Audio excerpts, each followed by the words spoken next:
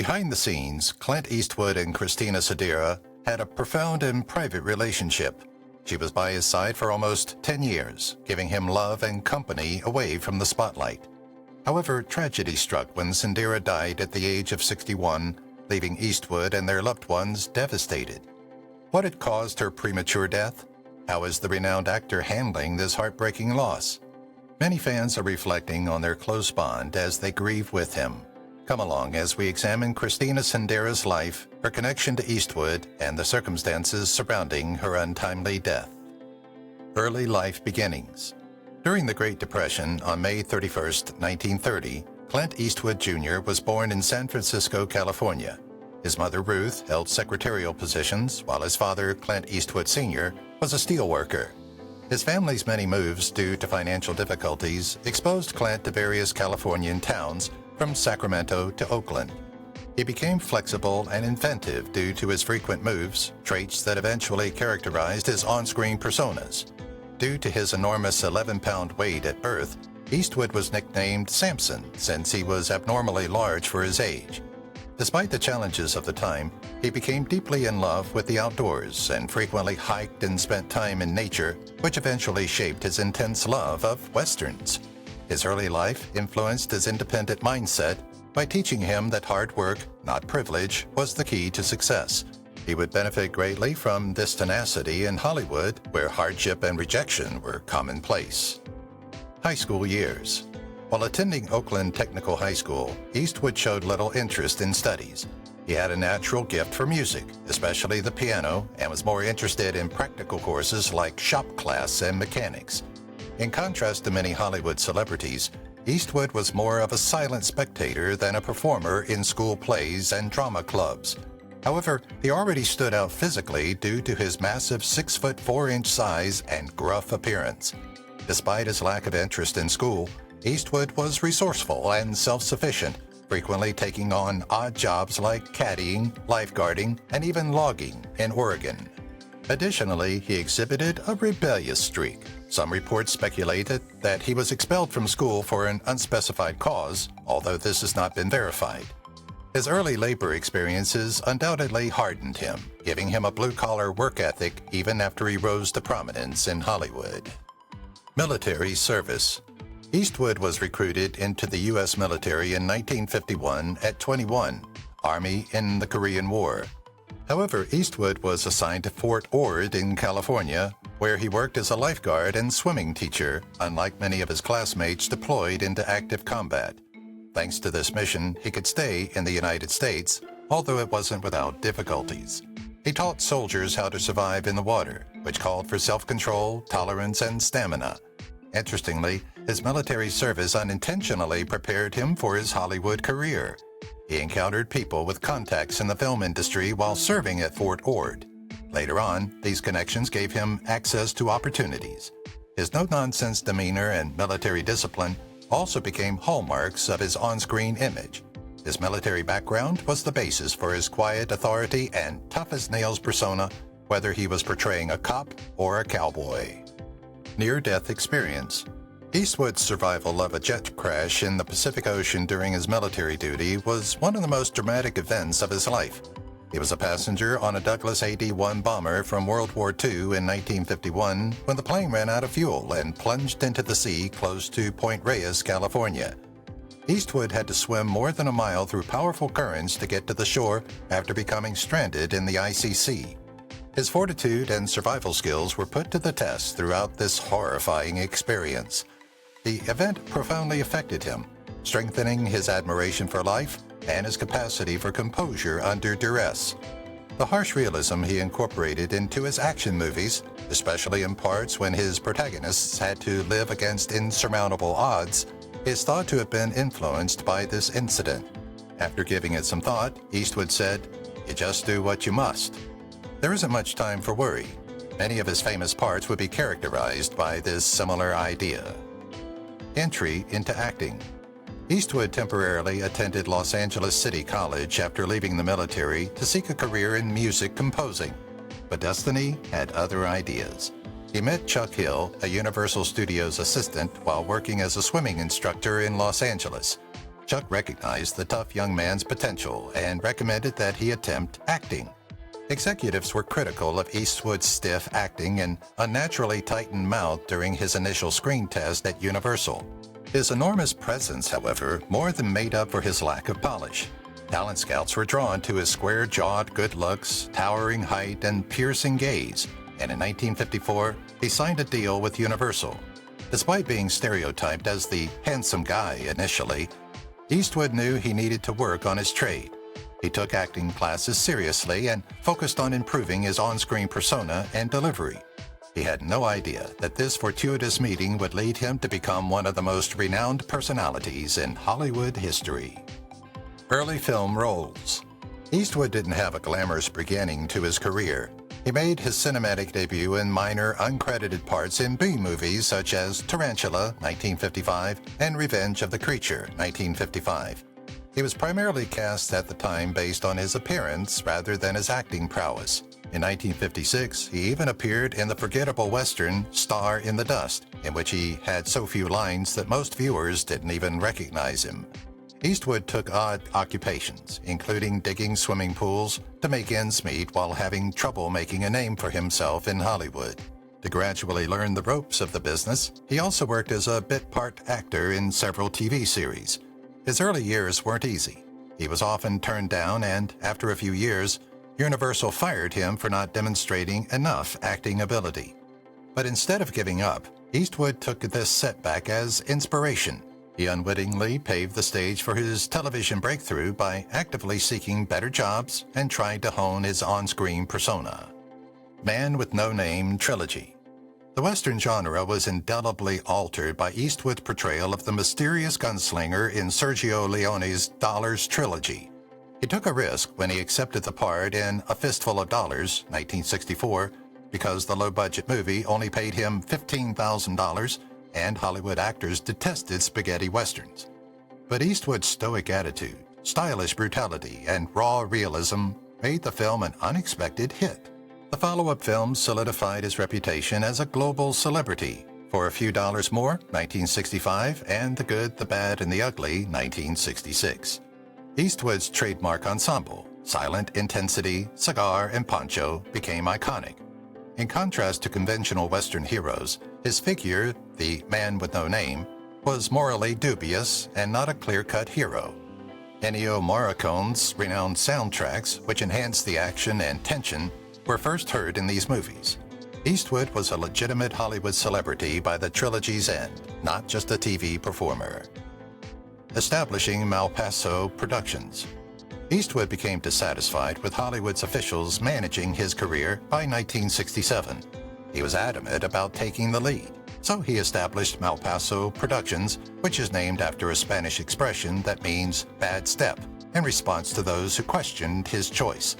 He now had complete creative power, enabling him to select directors, characters, and screenplays that suited his style.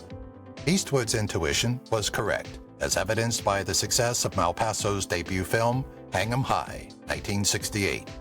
Almost all of his pictures, including Dirty Harry, 1971, The Outlaw Josey Wales, 1976, and Unforgiven, 1992, were later produced by the business. Eastwood transformed Paso into one of Hollywood's most prosperous independent production firms, unlike many performers who depended on studios. Additionally, it allowed him to try new things, which helped him develop as a filmmaker. Paso is still a significant force decades later, proving that taking chances eventually pays off. Directorial debut. Many question whether a tough guy actor like Eastwood could be a director when he took the camera in Play Misty for Me, 1971. Nevertheless, his keen cinematic eye was demonstrated in the psychological thriller about a radio DJ, played by Eastwood himself, being stalked by an obsessed admirer. The picture was acclaimed for its unnerving realism and tension building, and it was a commercial and critical success. Play Misty for Me, in contrast to the conventional thrillers of the era, delved into psychological depth, hinting at Eastwood's capacity to write emotionally nuanced tales. In keeping with his love of music, he also took artistic chances by employing unconventional editing methods and a somber soundtrack with jazz undertones. His successful first film as a filmmaker opened the door to a successful career in filmmaking. Unlike many actors who go on to become filmmakers, Eastwood was a success and went on to win several Academy Awards. In addition to showcasing his directing abilities, this movie paved the way for him to become an auteur. Dirty Harry series. Eastwood became a superstar in action films when he played Inspector Harry Callahan in Dirty Harry, 1971. Don Siegel's film introduced viewers to a new kind of police officer who wasn't scared to break the law to apprehend criminals. Harry's slogan, "Do I feel fortunate? Do you, punk?" turned into one of the most frequently cited quotes in movie history. The film's vigilante-style justice caused controversy. Some commentators called it fascist. Nonetheless, viewers liked the tough investigator who didn't follow the rules. Magnum Force, 1973, The Enforcer, 1976, Sudden Impact, 1983, and The Deadpool, 1988, were the four follow-up films that followed Dirty Harry's success. Eastwood's tough guy image was strengthened with each film, which also impacted innumerable action movies that came after. Despite the series' popularity, Eastwood eventually moved on, refusing to repeat the part after The Deadpool. He felt it best to retire Harry Callahan before the character became a stereotype. The Outlaw, Josey Wales. Eastwood wanted to helm another Western by 1976, but desired a more profound film. That project was The Outlaw, Josey Wales. In the movie, Eastwood portrayed a Missouri farmer who becomes an outlaw out of retaliation after Union soldiers kill his family. The film was acclaimed for its deep narrative, nuanced characters, and breathtaking cinematography, and it was a critical and financial triumph. In contrast to Eastwood's portrayal of a lone gunslinger in the Dollars trilogy, Josey Wales displayed a more complex character who develops improbable relationships with Native Americans and settlers. In addition, it was a personal project for Eastwood, who took over directing following a falling out with Philip Kaufman, the original director. The film's themes of survival, retribution, and atonement struck a chord with viewers, enhancing Eastwood's standing as a serious director. Even after several decades, The Outlaw Josey Wales is still regarded as one of the greatest westerns ever produced. Musical pursuits. Although his films are his most well-known work, many people are unaware that Eastwood is also a talented musician. Learning to play the piano independently as a child sparked his passion for music. Later, he became passionate about jazz and classical music and frequently performed unnoticed in modest settings. Eastwood takes music seriously, unlike other actors who play it as a pastime. He wrote the music for several of his movies, such as $1 Million Baby, 2004, and Mystic River, 2003, fusing poignant narrative with delicate, eerie tunes. Bird, a 1988 biopic about jazz saxophonist Charlie Parker, was a testament to Eastwood's profound admiration for jazz performers.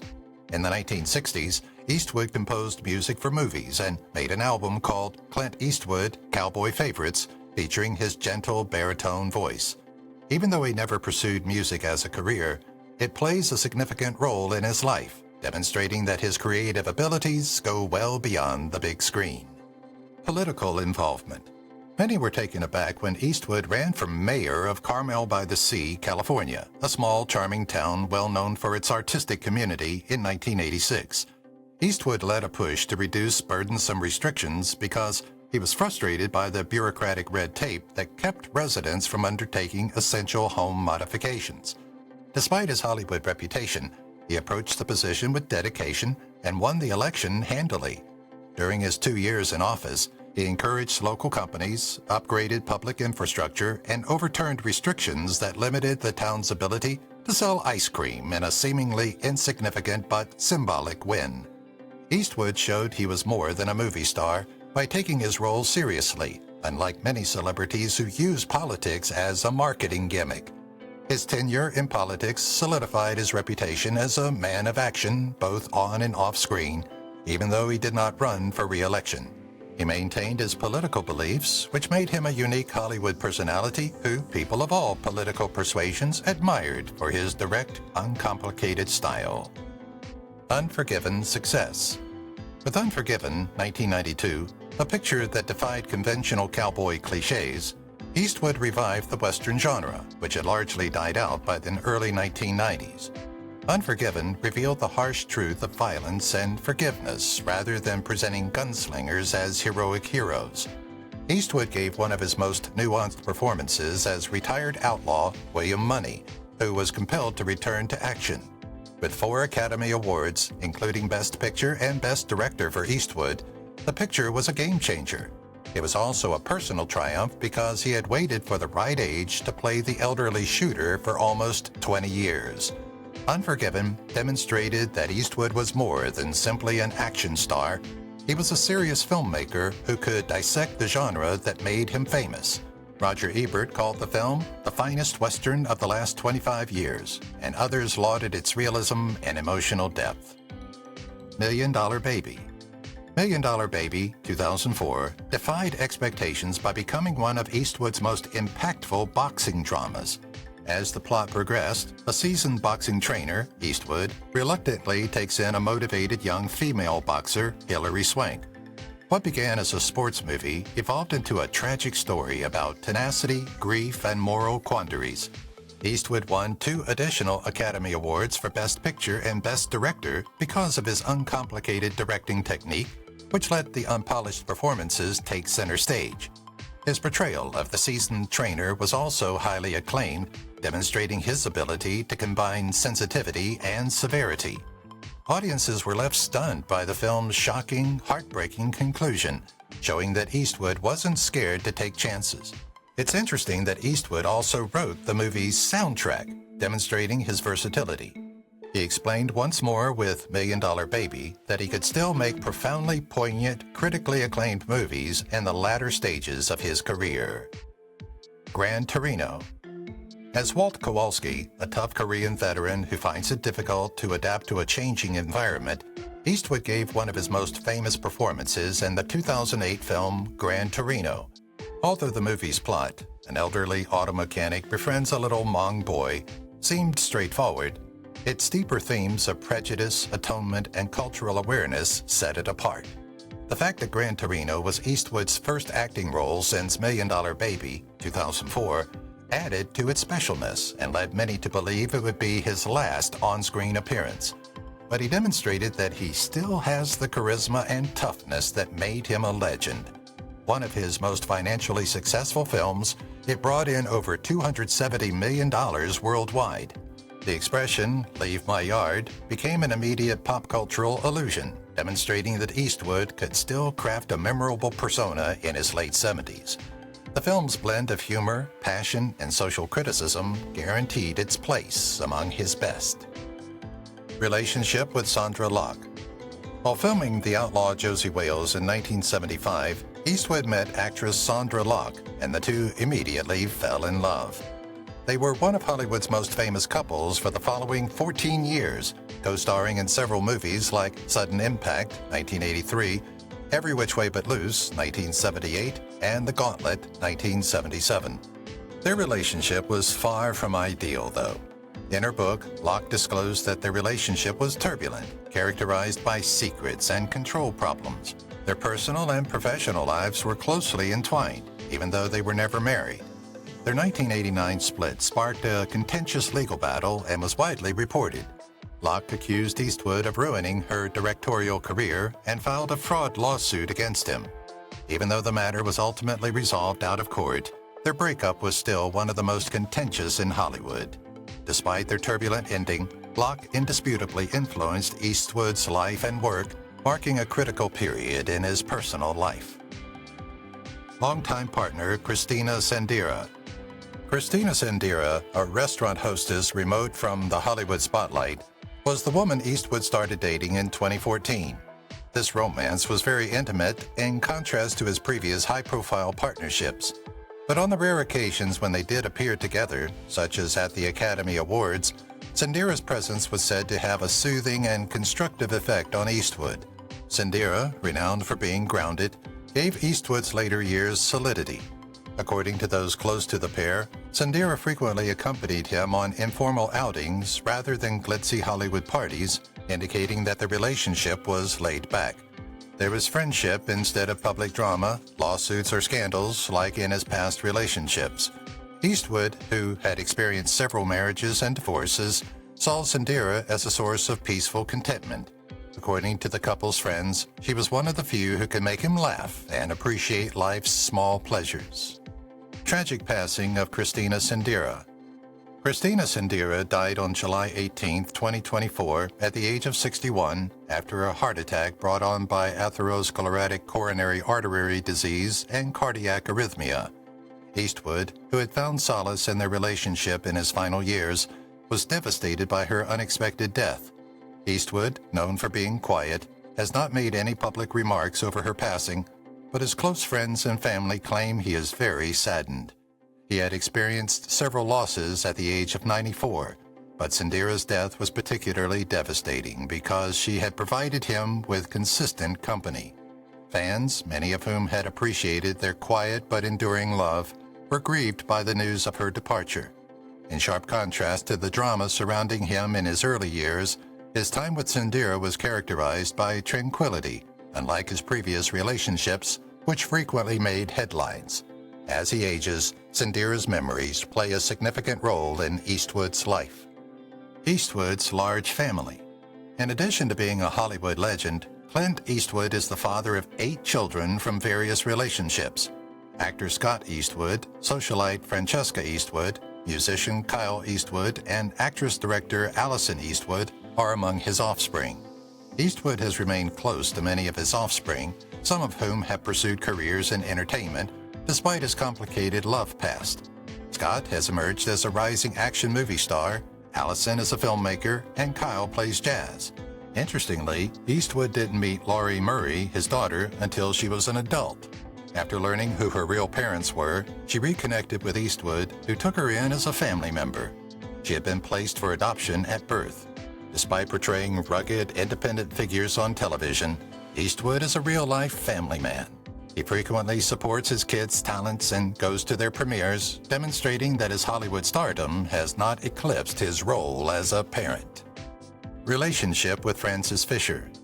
Actress Frances Fisher, who would become well known for portraying Rose's mother in Titanic, 1997, started dating Eastwood in the late 1980s. They were a Hollywood power couple because, in contrast to his other relationships, Fisher was a serious actress with a successful career of her own. Francesca Eastwood, their daughter, was born in 1993. Despite the end of their love connection, they co-parented their daughter without the public arguments that characterized some of Eastwood's previous partnerships. Growing up in the spotlight, Francesca frequently adopted her well-known last name when appearing on reality TV and in movies. Fisher and Eastwood remained close friends and were often spotted together at their daughter's activities. His partnership with Fisher showed that Eastwood had grown up and learned how to maintain his family while keeping personal affairs quiet, in contrast to his previous splits, which were frequently messy. Eastwood's friendship with Morgan Freeman. One of the longest-lasting friendships in Hollywood is that between Morgan Freeman and Clint Eastwood. When Freeman portrayed Eastwood's faithful sidekick, Ned Logan, in Unforgiven, 1992, their on-screen connection first enthralled viewers. Their partnership continued with the widely acclaimed movie Million Dollar Baby, 2004, which starred both actors. Freeman has often commended Eastwood's direction outside the screen, calling it easygoing but remarkably effective. In response, Eastwood has praised Freeman as one of the best actors he has ever collaborated with. Their connection has endured, unlike many Hollywood friendships that wane with time. Freeman frequently attends Eastwood's premieres and openly supports his work. Both performers love telling stories and often talk about projects and screenplays together. Though nothing has come of it, they even joke about working on a third movie together. They have become one of Hollywood's most adored pairs due to their mutual respect and affection, demonstrating that strong bonds can last even in the cutthroat industry of filmmaking. Love for golf. Clint Eastwood's love of golf is nearly as well known as his filmography.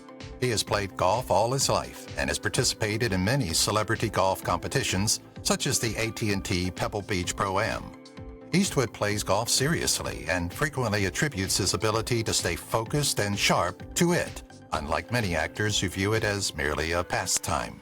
He even owns the Tahama Golf Club in Carmel, California, a course renowned for its exclusivity and stunning views.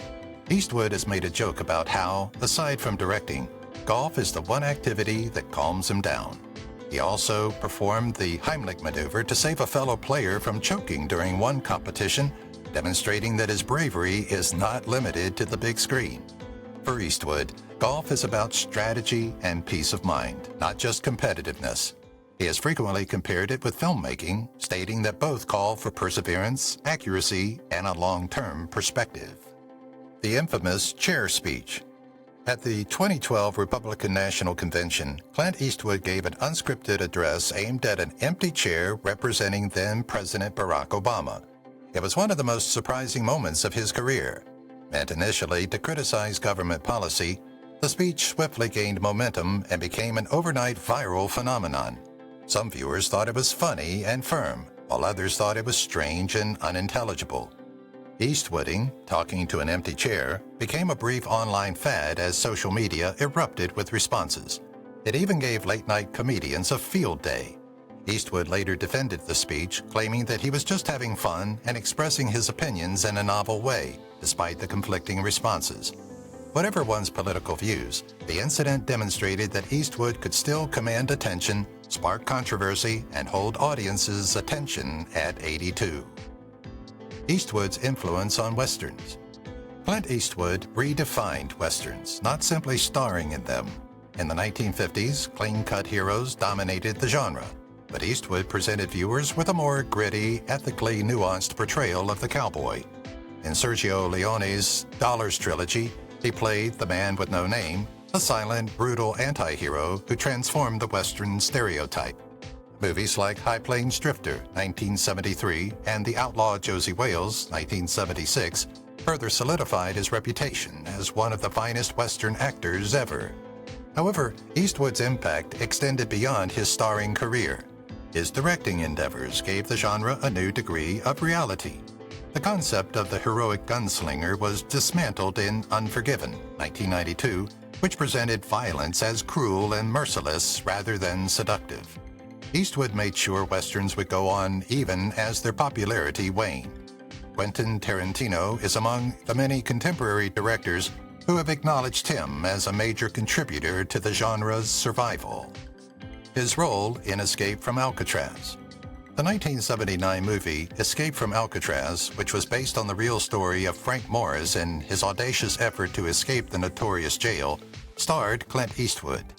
This film was commended for its painstaking attention to detail, highlighting the patience and intellect needed for the breakout, in contrast to many action-packed jail escape films. Eastwood portrayed Morris subtly yet engrossingly. His calm resolve gave the character a strange yet appealing quality. The real-life escape enhanced the film's mystery, which is still regarded as one of the biggest mysteries in criminal history. Did Morris and his cronies make it out alive, or did they perish in the perilous waters that surrounded Alcatraz? It was a huge hit, and is considered one of the greatest jail escape films ever produced today. It further demonstrated Eastwood's skill at excitingly and provocatively bringing true stories to the big screen. Unexpected comedy career. Known for his tough guy attitude, Clint Eastwood surprised viewers by attempting comedy in Every Which Way But Loose, 1978. In the movie, he portrayed a bare-knuckled fighter who toured the nation with his pet orangutan, Clyde.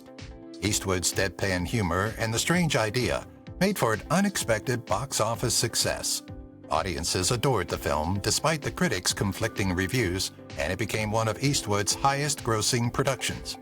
Because of its popularity, a sequel called Any Which Way You Can, 1980, was made and was just as well liked. Few people anticipated seeing Eastwood throwing blows with an ape stealing background shots, but it worked. The popularity of these movies shocked even Eastwood.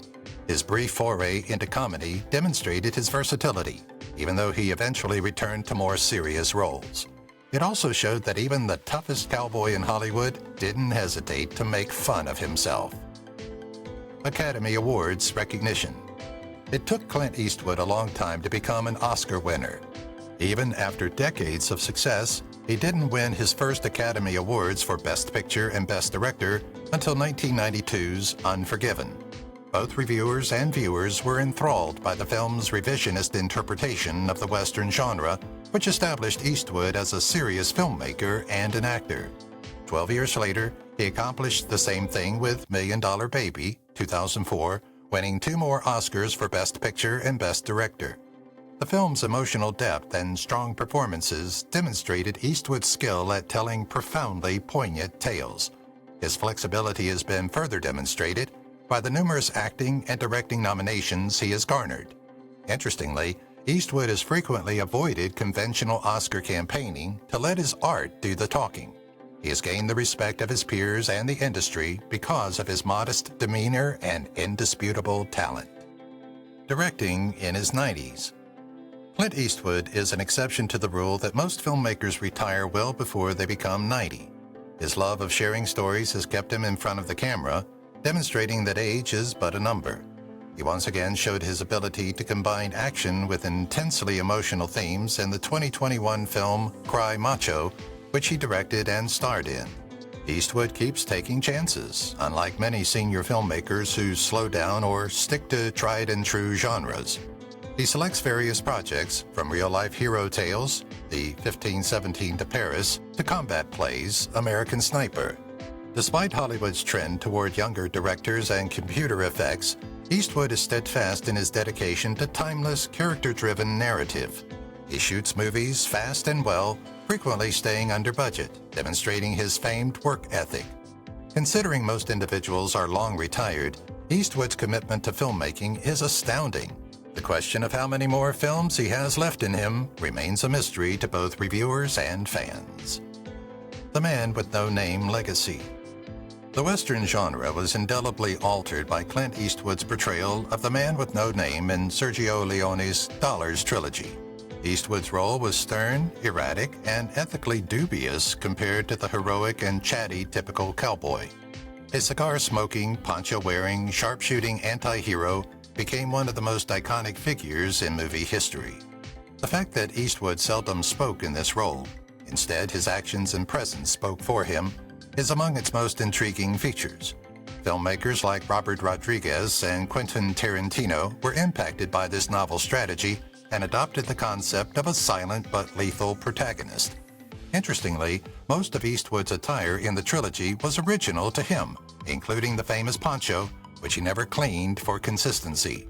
His fame was solidified by the success of The Good, the Bad, and the Ugly, 1966, which demonstrated that a Hollywood actor could control the European film industry.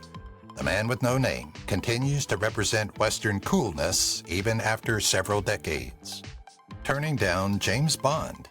Producers frantically searched for a replacement after Sean Connery resigned as James Bond in the late 1960s. Clint Eastwood was one of the top picks because of his tough guy image, which seemed to make him ideal for the part. But Eastwood vehemently objected, saying that a British actor should always play Bond. Although some may view this as a lost chance, Eastwood was able to preserve his brand thanks to his choice. In contrast to Bond, whose allure was based on sophistication and cutting-edge technology, Eastwood flourished in gritty, unvarnished parts that called for little speech, but a great deal of passion. His career might have gone in a very different direction if he had accepted the job, possibly deviating from the action thrillers and westerns that made him famous. Roger Moore, who gave the franchise a new taste, was also made possible by his refusal. In retrospect, Eastwood made the right decision by keeping Bond British and firmly in his legendary lane. A passion for jazz music. Few people know Clint Eastwood's intense love for jazz music, despite his reputation as a tough guy in Hollywood. Eastwood admired jazz greats like Dave Brubeck, Charlie Parker, and Thelonious Monk. He frequently composed music for his movies and even played the piano himself. Bird, 1988, the historical film about the troubled but gifted musician Charlie Parker, was the pinnacle of his love for jazz. Eastwood took tremendous care in directing the movie to ensure historical authenticity while emphasizing Parker's emotional hardships. The film received positive reviews and garnered Forrest Whitaker a Cannes Best Actor prize. In addition, Eastwood wrote original music for movies like Million Dollar Baby and Mystic River. He directly supervises the music in his films, which is unusual for actors turned directors, and he frequently chooses jazz-influenced soundtracks. In interviews, Eastwood acknowledged that he might have followed music instead of movies.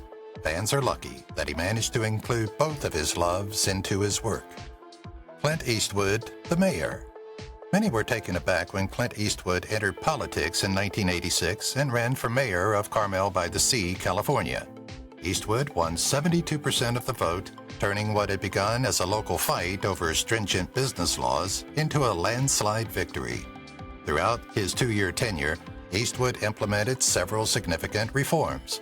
He expedited the city's permission procedure, removed needless limitations on small businesses, and enhanced public facilities.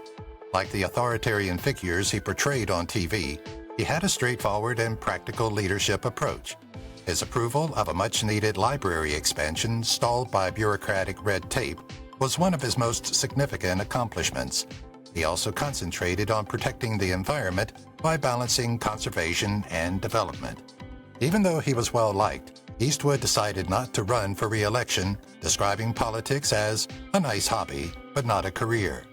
Nevertheless, his tenure as mayor demonstrated that his leadership skills went beyond Hollywood, and the people of Carmel still see him as one of their most successful mayors. His love for aviation. In addition to being a Hollywood icon, Clint Eastwood is a qualified pilot with a deep love for flying. Eastwood frequently pilots his helicopters because he enjoys the freedom they provide, unlike many celebrities who depend on private jets. He has accumulated innumerable hours in the air since earning his pilot's license decades ago. He has stated that flying is one of the few things that genuinely calms him down and provides a reprieve from the demands of filming. Piloting demands complete focus, which he finds challenging and meditative in contrast to acting or directing. Eastwood's passion for flying has impacted his filmmaking. He approached the film Sully, 2016, which tells the true story of Captain Chesley "Sully" Sullenberger's incredible emergency landing, with a profound respect for pilots and the weight of their responsibility. Eastwood continues to embrace adventure both on screen and in the air at a time when most people slow down. Working with Steven Spielberg. Despite being two of Hollywood's most renowned filmmakers, Clint Eastwood and Steven Spielberg have only collaborated once on the 2006 films Flags of Our Fathers and Letters from Iwo Jima. Spielberg was an executive producer who contributed new ideas and assisted with the large-scale production of the movie, while Eastwood was the director. The dual storytelling method was what set this cooperation apart. While Letters from Iwo Jima recounted the same combat from the Japanese point of view, Flags of Our Fathers concentrated on the American soldiers who raised the famous flag on Iwo Jima. This audacious action, uncommon in Hollywood war movies, humanized all sides of the conflict. It's interesting that Eastwood virtually shot Letters from Iwo Jima in Japanese with subtitles. This choice paid off when the movie received positive reviews and was nominated for an Academy Award. The project demonstrated Eastwood's ability to approach historically significant and intensely emotive stories from a new angle. The Rawhide breakthrough. Clint Eastwood was most renowned for his role as Rowdy Yates on the popular Western TV series Rawhide, 1959 to 1965, before he became a Hollywood legend. Eastwood's role began as a young, impetuous cowboy before developing into a challenging and responsible leader in the television series. It followed a crew of cattle drovers as they traversed the American frontier. Though he was becoming irritated behind the scenes, Rawhide made Eastwood a household name. He thought the writing got monotonous and didn't enjoy playing the second banana to Eric Fleming's main character. But the program was invaluable. His time on Rawhide helped him gain experience with stunts, horses, and the tough image that would ultimately characterize his career. Italian filmmaker Sergio Leone was drawn to Eastwood's subdued ferocity when he first saw Rawhide. As a result, Eastwood went from being a TV sensation to a global movie star when he was cast as the man with no name in A Fistful of Dollars, 1964. Had Rawhide not been there, his career could have gone entirely different. His longest film. Despite his reputation for action-packed dramas and gritty westerns, Clint Eastwood's longest film is a love drama, The Bridges of Madison County, 1995. The 135-minute movie has Eastwood as a National Geographic photographer who falls in love with a housewife, Meryl Streep, for a short time, but intensely. The film's departure from Eastwood's usual tough guy persona sets it apart. Bridges is about love, sorrow, and brief moments of joy rather than gunfights and retaliation. Streep received a lot of praise for her performance and was nominated for an Oscar, and Eastwood's understated direction gave the movie a subdued emotional impact. Interestingly, Eastwood altered the original book in several ways, making the plot less dramatic and more nuanced. The gamble paid off, since the movie was a box office success and is still regarded as one of the greatest romantic dramas ever made. Even his action movie fans appreciate this change from his typical approach. Father-daughter collaboration. Clint Eastwood has collaborated with numerous actors throughout his career, but few were as intimate as his relationships with his daughter, Allison Eastwood. They were able to share their love of filmmaking when she starred in her father's films, Midnight in the Garden of Good and Evil, 1997, and The Mule, 2018. Allison has talked about how she had to establish herself in Hollywood despite having a well-known last name. Like every other actor, Eastwood had to earn her roles rather than just being handed them. Interestingly, she portrayed his on-screen daughter in The Mule, strengthening their real-life bond even more. In addition to acting, Allison has become a director, just like her father, and she even manages an animal rescue group. Despite his reputation for portraying rough characters in films, Clint Eastwood's work with Allison shows a softer, more family-friendly side of the renowned director. Secretly fathering a child. Clint Eastwood didn't know for decades that he was the father of Laurie Murray, a daughter born in the 1950s. It wasn't until she looked for her biological parents years later that Eastwood discovered she had been placed for adoption. The conclusion of this story was surprisingly cheerful, in contrast to many Hollywood scandals. Eastwood was warmly received by Murray when they eventually met, and she soon joined the family. She has easily blended in with the Eastwood clan, attending red carpet events alongside her father and half-siblings. Eastwood has always cherished family despite his tough exterior, and this revelation just strengthened those bonds. Even though he is known to have 8 children from different partnerships, finding Laurie opened up a surprising but significant chapter in his life. Eastwood's willingness to embrace his long-lost daughter was warmly praised, and the story serves as a reminder that family ties may arise in the most unexpected ways, even in Hollywood. Influence on Quentin Tarantino. Few directors have influenced contemporary filmmakers as much as Clint Eastwood, and one of his greatest fans is Quentin Tarantino.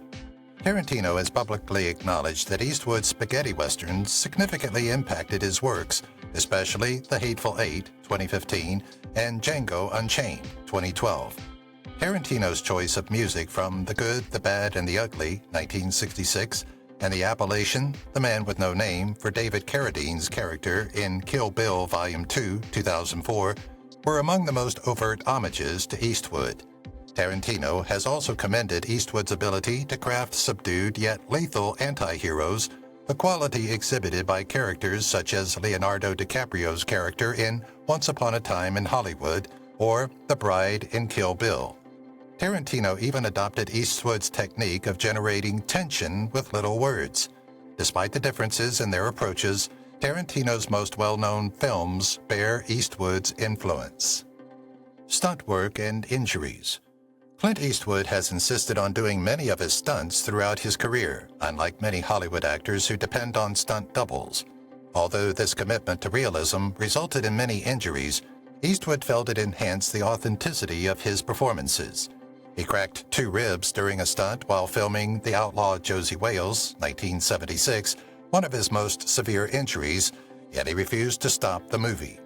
Clyde, his orangutan co-star on Every Which Way But Loose, 1978, almost knocked him out in a backstage accident. His ascent of a perilous mountain without a stunt double in The Eiger Sanction, 1975, was arguably his most daring stunt. Even though a genuine climber passed away while the scene was filmed, Eastwood insisted on completing it himself. Eastwood demonstrated that his on-screen toughness wasn't merely for show by continuing to perform as many stunts as he could into his older years. One of his most recognized qualities in Hollywood is his dedication to genuineness. Real-life cowboy lifestyle. Clint Eastwood was a real-life cowboy, not simply a character on screen. Eastwood adopted the cowboy lifestyle, although many actors abandoned Western characters after the camera stopped rolling. His genuine interest was horseback riding, although he also owned the Tahama Golf Club in Carmel, California, where he spent much time in nature. He acquired several ranches throughout the years, including the Mission Ranch in Carmel, which he renovated to maintain its historic charm. He was also well known for performing his riding stunts in films such as Unforgiven, 1992, and The Outlaw, Josey, Wales. Eastwood has consistently expressed his passion for conservation and the natural world. He liked the quiet seclusion of ranch life over the murderous gunslingers he portrayed because it allowed him to live freely and escape the craziness of Hollywood. He continues to support the preservation of rural environments even in his 90s. Acting retirement rumors. Clint Eastwood surprised audiences with another performance after years of hinting at his retirement from performing. Every movie he has made since the late 2000s has been regarded as his final one, but he keeps returning for side ventures. Many people assume that his role in Trouble with the Curve, 2012, marked the end of his acting career. Then in 2018, he surprised everyone by making a comeback for the movie he also directed, The Mule. At the age of 91, he made an appearance in Cry Macho, 2021, just when fans thought he was finished. Eastwood doesn't think having a retirement date is necessary because he will continue to work as long as he is motivated. His ability to transcend age norms has left viewers wondering if this may be his last film. His influence on Hollywood endures, even though his acting career may someday end. His legacy is already established, regardless of whether he continues or not. The legacy of Dirty Harry. Clint Eastwood's career in the action genre were irrevocably altered when Dirty Harry, 1971, emerged. Eastwood gave one of the most famous performances ever as a fierce, rule-breaking San Francisco police officer, Inspector Harry Callahan. The iconic line, "Do you feel lucky, punk?" was first used in the movie, a line that has since grown to be among the most frequently cited in film history. Harry Callahan is a beloved anti-hero because of his unwavering pursuit of justice, which often conflicts with bureaucracy. Because the character was so well liked, Eastwood played the part again in 4 follow-ups, emphasizing his tough guy image. Fascinatingly, Frank Sinatra, who was first cast but left because of a hand injury, nearly starred in Dirty Harry. When Eastwood took over, he transformed Callahan into a legendary figure in action films. The movie's impact is still evident in contemporary police thrillers decades later. Refusing to work with some directors. Clint Eastwood has always been picky about his collaborators, frequently declining chances to work with well-known filmmakers.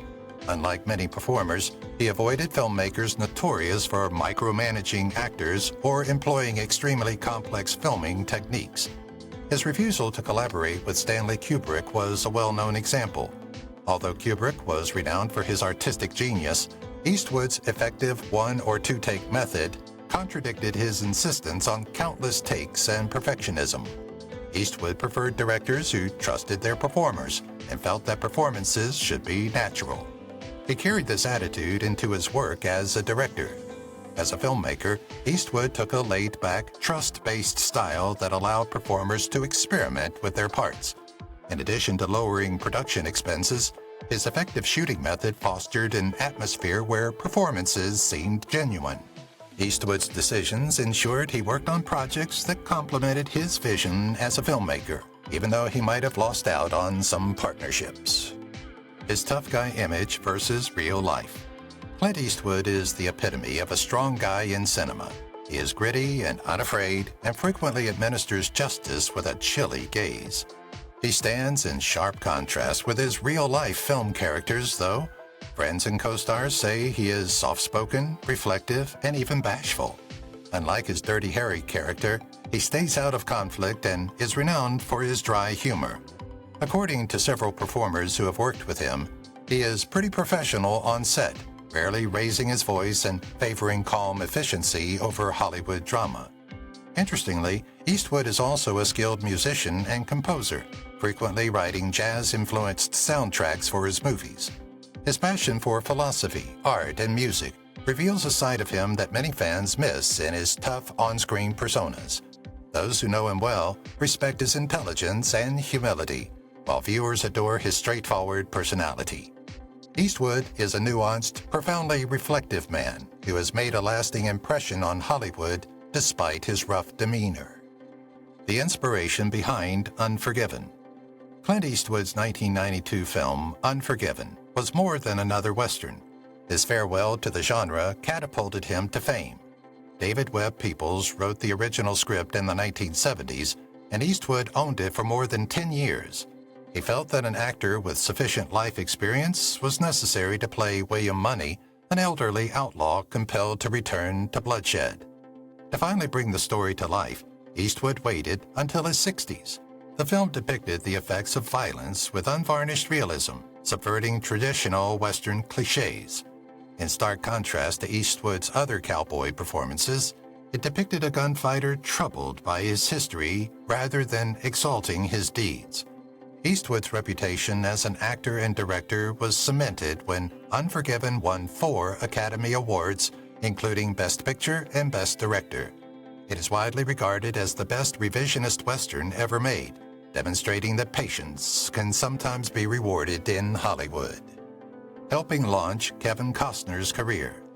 Kevin Costner was already becoming well-known when A Perfect World, 1993, was released, but his collaboration with Clint Eastwood cemented his position in Hollywood. As the film's director and co-star, Eastwood allowed Costner to shine as an escaped prisoner who develops an unexpected kinship with a kidnapped boy. Eastwood, renowned for his effective directing, allowed Costner to grow his role organically. Later, Costner acknowledged that Eastwood had taught him important lessons about timing and storytelling, which he used to inform his directorial career in movies like Open Range, 2003, and Dances with Wolves, 1990. Despite not being a box office success, critics applauded Costner's nuanced performance in A Perfect World, demonstrating that he could handle more complex roles than his usual heroic persona. Costner has frequently praised the experience, describing it as one of the most fulfilling of his career, demonstrating that Eastwood's mentoring went beyond the movie. His real estate empire. Hollywood isn't the only factor contributing to Clint Eastwood's financial success. He has also subtly amassed a real estate empire over the years. He owns a ranch in Montana, a historic hotel in California, and a 22-acre mansion in Carmel by the Sea, among other holdings. Among his most renowned acquisitions was Mission Ranch, a charming Carmel property that he prevented from being demolished in the 1980s. He invested millions to restore its historic elegance while transforming it into a posh hotel and restaurant. Eastwood has invested in sustainable living in addition to his passion for picturesque residences. His conservation principles are reflected in the Tahama neighborhood in Carmel, which encourages eco-friendly housing. His estimated net worth is above $375 million, thanks partly to these wise investments. Despite his enormous riches, Eastwood leads a simple life and is frequently seen driving vintage pickup trucks rather than ostentatious sports vehicles. His economic sense demonstrates that he is a Hollywood icon and a shrewd businessman. Friendships with Hollywood legends. Clint Eastwood has developed close ties with some of the biggest names in Hollywood, despite his reputation as a secretive and somewhat stern individual. Due to their shared success in action-packed movies and westerns, he had a close relationship with Burt Reynolds. Despite never working together on a film, they greatly admired one another's work, which many fans still discuss. Additionally, Eastwood had a long-standing friendship with Gene Hackman and Robert Duvall. Hackman collaborated closely with Eastwood on Unforgiven and complimented Eastwood for allowing actors to take creative initiative. At the same time, Duvall, who was well known for his Western roles, frequently lauded Eastwood's directing style. It's interesting to note that Eastwood also maintained a close working relationship with Morgan Freeman, who has starred in several of Eastwood's films, such as $1 Million Baby and Unforgiven. In Hollywood circles, Eastwood isn't known for being very gregarious, but the friendships he did make have endured for decades, demonstrating his loyalty off-screen. The Pale Rider controversy. Pale Rider, directed by Clint Eastwood and released in theaters in 1985, was hailed as a return to traditional Western narrative. However, critics soon noted that its premise was similar to that of one of the most popular Westerns ever, Shane, 1953. In both movies, a shadowy gunslinger defends a beleaguered neighborhood against a formidable foe. Although Shane enthusiasts acknowledged the parallels, Eastwood maintained that Pale Rider was more of a tribute than a replica. He gave his own darker, more magical slant to the old tale. Because of the nearly otherworldly aspect of his character, Preacher, many fans wondered if he was a ghost or a vengeful spirit. Despite the controversy, the movie was a huge smash and reignited interest in Westerns in the 1980s. It is now considered among Eastwood's best, demonstrating that a film can stand alone even if it takes influence from the past. His minimalist directing style. Clint Eastwood is well known for his efficient and straightforward directorial technique. Eastwood is renowned for frequently choosing the first or second take because he feels it captures the most natural performance, even though many filmmakers insist on numerous takes. He rarely shouts action on his renownedly silent sets, or cut. Rather, he begins a scene with the straightforward phrase, "Whenever you're ready." Actors collaborating with him, such as Morgan Freeman and Tom Hanks, commend this approach for maintaining natural scenes and genuine performances. Eastwood values speed and intuition over the months it takes to polish every picture, so he frequently finishes films ahead of schedule and under budget. His acting career in TV westerns, where efficiency was crucial, inspired this strategy. Additionally, it enables him to put more emphasis on narrative than technical tricks. He is one of Hollywood's most admired directors thanks to his minimalist approach, demonstrating that sometimes simplicity is the key to brilliance. Clint Eastwood's political views. Regarding politics, Clint Eastwood has always been a standalone thinker. Despite his libertarian, conservative inclinations, he has never been wholly affiliated with any political party. He ran as a Republican for mayor of Carmel-by-the-Sea, California in 1986, but his leadership was more concerned with local issues than partisan politics. He has backed politicians from both parties over the years. He gave the contentious empty chair address at the Republican National Convention and notably endorsed Mitt Romney in 2012. He has, however, also expressed dissatisfaction with both Democrats and Republicans and critiqued contemporary politics, placing more emphasis on individual liberty and accountability than party affiliation. Eastwood is a political wildcard, since his views on environmental preservation and gun control occasionally contradict other conservatives. Even though he hasn't been as vocal recently, his opinions still provoke discussions, demonstrating that he is still a Hollywood legend who defies categorization. His final Western. Many thought that Clint Eastwood's 1992 film Unforgiven was his last Western, a fitting ode to the genre that brought him fame. But over 30 years later, he returned to the saddle in Cry Macho, 2021, demonstrating that he wasn't entirely done with the cowboy way of life. The movie had been in development for decades and was based on a novel from the 1970s. At age 91, Eastwood featured in the film as a washed-up rodeo star who mentors a troubled child in addition to directing it. The picture felt like a personal statement on age and legacy, since its themes of repentance and introspection reflected Eastwood's real-life career. Fans enjoyed seeing Eastwood in a Western for a final time, despite Cry Macho's mixed reviews. It's unclear if this is his last ride, but if it is, it's a fitting end to one of Hollywood's most enduring cowboy traditions.